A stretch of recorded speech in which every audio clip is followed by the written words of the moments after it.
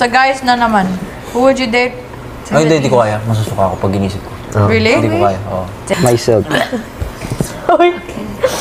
Next question for...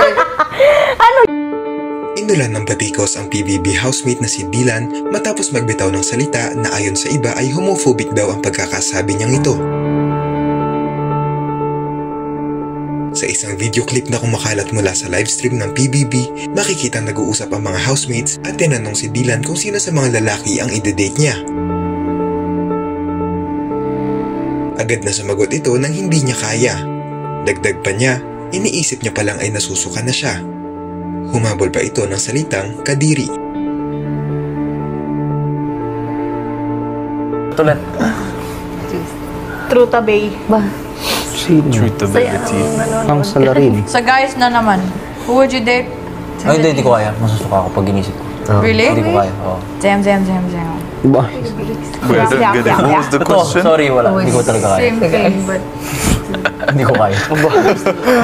Pag may sumagot nun sa atin, kumabilang kwarto na. Ayos. Iniisip ko palang nasusuka na ako, hindi ko kaya. Iniisip ko palang nasusuka na ako, hindi ko kaya. Ano? Di ba? Sorry, pwede sarili mo. Pwede dito, Kai. Myself. Myself. Next question for... Ano yan? Question for, di ba? Ano? Kadiri. Dahil dito, inulan ng batikos si Dylan mula sa mga netizens lalo pat suportada siya ng volleyball community na maraming miyembro ng LGBTQIA+ at hindi akalaing ganito ang pagtingin niya sa kanila. May mga nagsabi rin na pwede niya naman umanong sagutin ang tanong nang hindi siya makikipag-date sa kapwa lalaki nang hindi nagbibitaw ng mga salitang nakaka-off tulad ng kadiri at nakakasuka.